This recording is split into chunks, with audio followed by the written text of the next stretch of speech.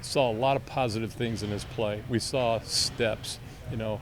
Now we want it to be more physical. We want it to be more, I would say, more consistent in terms of the finish. We like to see that finish become more violent, you know, more physical. I think we're pushing that. We've had long conversations about that. And you know, Jed, he's a great kid, you know, and he takes constructive criticism well. He takes challenges well. So he's up for it. You know, he wants to get better. He's shown that in the offseason. He's shown that in training camp. He's becoming a more consistent pass protector. We've added some things to his repertoire in terms of technique.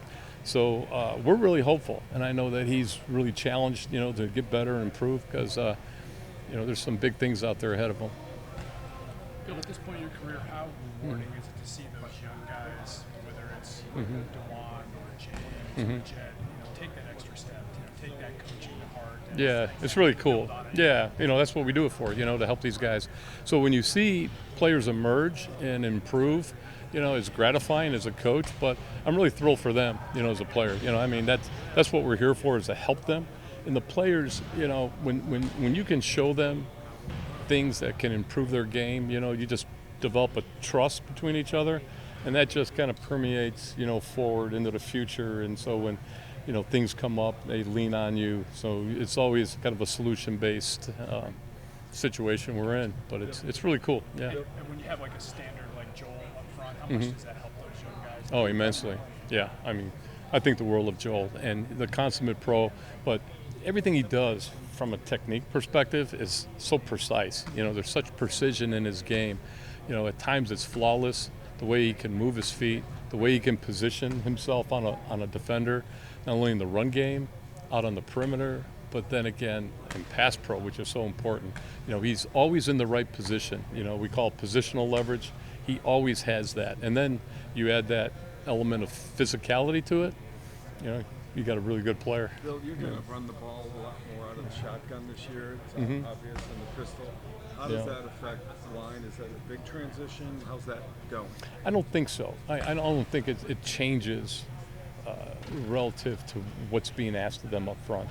You know, it's the same standard of technique that we're using when we're in the eye, and we will still be in the eye, and we are evolving to more gun run situations and pistols, but that doesn't affect, you know, any of the techniques don't change just because we're in the gun or we're in the pistol. Does it affect the running back more than the line? Well, it just alters his course of action, and of course the reads come a little bit different because you're in the gun. You know, you don't have the depth or the vision to see it, you know, when you're at depth. But when you're in the offset positions, you can, you know, you really have to have good vision because you're coming across the ball, you know, so it's a little bit different. You know, the vision gets skewed a little bit, you know, so to speak. Bill, from both a conditioning standpoint and a little bit of a maturity standpoint, you know, we saw him get sick. We see you guys are coaching hard. How has he saw him get frustrated at the Greenbrier? Yeah. How's he come along from a conditioning and a maturity? Yeah, he's getting better. You know, he's maturing. It's small steps. And I think he realizes that, you know, he gets a little frustrated with some of the things that he's not able to do yet.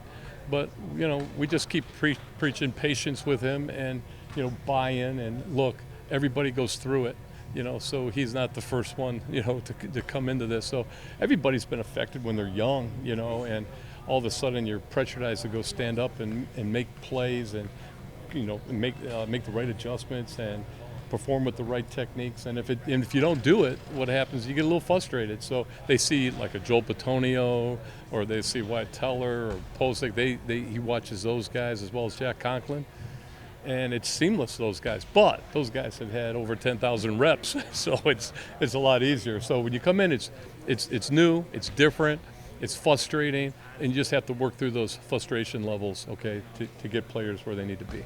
Another transition is now Watson being some games and the spacing he needs. How is that going? How's the line learning their quarterback? I think it's been great. You know, we've really studied Deshaun. He's a little bit deeper in the pocket. You know, he's taller and deeper in the pocket than what we've had in the past, and we've always adjusted to the depth of the quarterback.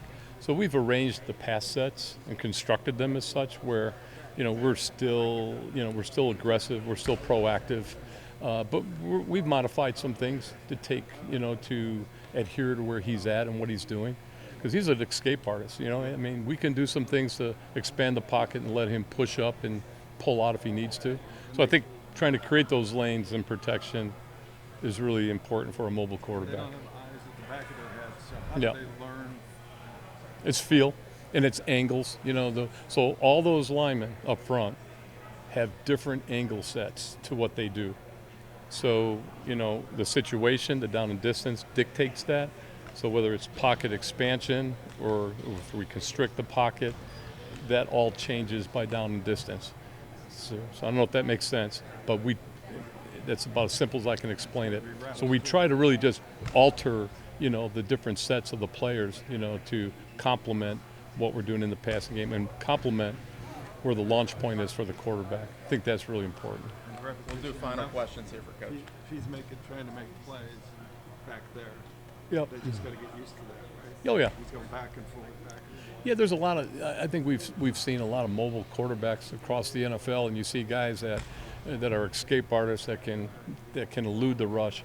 And my experience with Deshaun in last season, watching him move, if the reads, if he's read out and he needs to move on in terms of making a play, pushing the pocket and escaping, he's shown that he's strong in the pocket. And I think we've built enough lanes within our set angles to allow him to escape in the pocket. So, we're in tune to it. Trust me. Absolutely. I hope that answers your question. Okay, thank you. With Anthony, bringing him back after we lost him last year, I mean, how important is he to that room? Just his leadership, everything he brings. Yeah, everything he does. Anthony is locked in. He loves football. He's all about football, and he approaches it a lot like coaches, where he wants to know the rules and why. And he's really good. Like with some of our younger players throughout camp, and the Browns internal TV's done some things on it. But even yesterday, the two rookies are in, and before I can get to him, AWOC's got him and he's coaching them on the right way to do things. So it's really cool. So his role of helping, and he's so unselfish that it really helps not only as a team, but now he's starting to get some reps. So it's cool to see him back out there and doing it right, so everybody else can see him doing it right. You mentioned Jeremiah's skill set, and then you also mentioned what Jim Schwartz does with the D-line and how linebackers are going to have the job of cleaning things up. How much does that weigh in, having the ability to just have that instinct of reading guys, knowing where to go? How much will that actually play into Jim Schwartz's defense in this season? Yeah, not just Jeremiah, but all of them. Like you said, our job is to keep it simple enough so when something moves and the D-line makes somebody move somewhere, to be able to move to the right spot and fix it. And, of course, that is one of Jeremiah's strengths. So as long as his mind is clear, and, again, we keep it simple. We don't need to make things harder than they are and go play fast. That's why he's here. That's why we're here. So that part's exciting. A lot has been made about Jeremiah's size. Obviously, you just commented on it.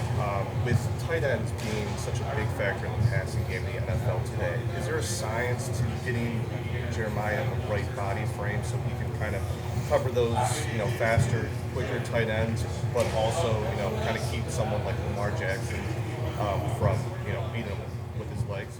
Oh yeah. So how Jeremiah is built is, he has length for his body, and he's quick. He has a great ability to keep his feet apart, and he's played in space throughout. Like, I don't know if you've seen his basketball highlights; they're pretty good. But he's played in space, and he has the ability to keep his feet apart, and he has enough length and height in his body to play the bigger framed guys as well as being able to match backside of the backfield.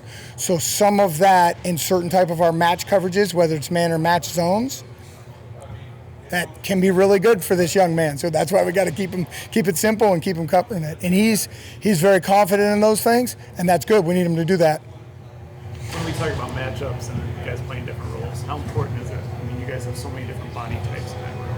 I mean, how important is that? How valuable is that to you and the gym to just have guys that look different, play different, all of that stuff? Yeah, I think what's really cool about where we are right now, and we need to keep going, is the different body types in all the position groups on defense. Because now it gives you, it's change-ups, right? It's, you can't throw the same pitch all the time, right? Even those that throw over 100 miles per hour know that, right? Even Class A. So what it allows us to do is match by situations or whatever. So say, you got power rushers, you got power backers. They're running a run downhill, we'll put those guys in there. And then every once in a while, the next guy might go in and slip a block and make a play. So in all three of the defensive position groups right now, we like our flexibility, and we like both the mentality and what our guys bring. And what's cool, like we said about the scheme, is use the scheme so that we can maximize each player's ability to be their best.